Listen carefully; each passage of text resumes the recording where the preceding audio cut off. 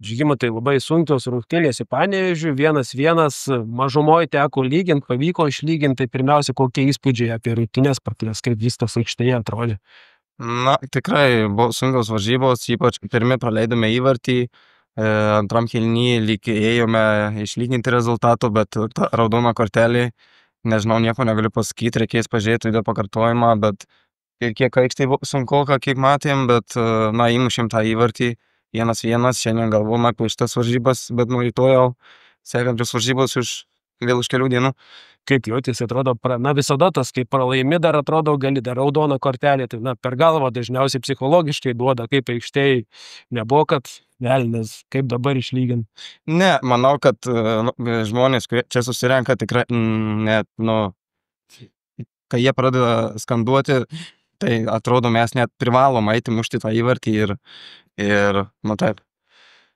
Turi kažkokį paaiškinimą, kas atsitiko, kodėl, na, realiai kaip mažumoje atrodė, kad žaidimas geriau ėjo negu lygiom sudėtim žaidžiant, ar čia tos valinės pastangos, jau kai nebėra kur nori, nenori reikia. Na, čia manau ir žaidžia psichologija, nes varžovas 1-0 pirmavo, jie saugo rezultatą, tai susėdo į savo aikštės pusę, o mes pralaiminėjome ir mums reikia mušti įvartį, tai visada tai buvo.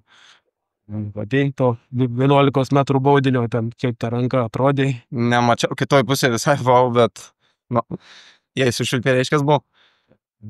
O kaip, kai Styvas mušė baudinį, jau pasitikė, žinai, kad jį muš visada, ne, yra. Tai pirmais metais, prisimenu, kartą neįmušė, bet tik vieną. Ne, bet Steve pasitikė pilnai, nes būna kartais ir treniruotės, būna mušami 11 metrų baudiniai ir matau, kaip jis muša, tu visiškai pasitikė. Pačiam rungtynės ypatingos, po rungtynių gavai miškinėlius su 100, kuriai čia ir esi pasipuošęs. Žinojai pirmiausia, kad 100 skaičiuoja rinktinės? Žinau, kad 100, bet man atrodo jau buvo praeitas varžybas, man atrodo 101 jau. A ne? Nežinau, man atrodo, bet jo, žinau, kad 100 viršėjo jau.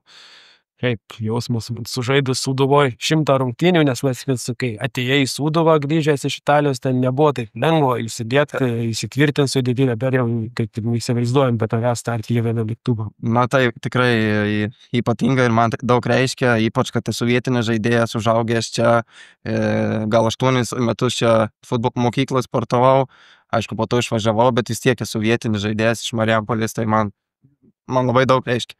Turiu kažkokį savo mėgstamą epizodą per tą 100 rungtynių, kad šitos rungtynės man buvo geriausias. Atsimeni kažką, ar epizodą, ar vieną, gal įvartį kažkokį? Tai vieną, sukritę viskas į vieną, kad žaidė per mano gimtadienį 23 metais.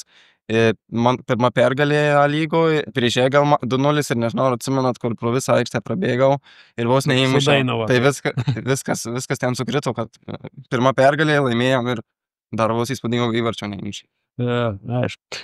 Su Panevėžiu po keletą dienų vėl tek žaist, taurės rungtynės, nežinau, per 3 dienas nei vieni, nei kiti nieko, tam kardinaliai žaidimo nepakeis, turbūt reikėtų tikėtis kažko panašaus, kaip šiandien rungtynių, ar galim kažką būti kitaip? Na, gali būti ir taip, bet gali būti ir kitaip, nes taurės rungtynės vis tiek skiriasi nuo čempionato, nes vis tiek, kaip eini čia į A lygos varžybą, žinai, kad dar bus varžybų, o taurė yra arba eini toliau, arba iškrenti, tai gali visko būti. Yra jauduliuko, žinant, kad tas vienas žingsnis nuo finalo. Na, kažkiek aišku yra, bet svarbiausia yra, kad nuo rytoj vėl atsigaunam, svarbiausia, kad būtume pasiruošę fiziškai ir aišku psichologiškai.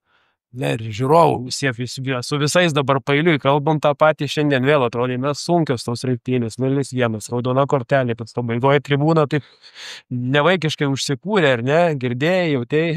Tai vienu momentu net širpuliukai pradėjo kilti, tikrai kaip įmušėm įvartį ir pradėjo visas skanduoti, tai tikrai super ačiū visiems, kurie apsilankė šiandien visą dieną.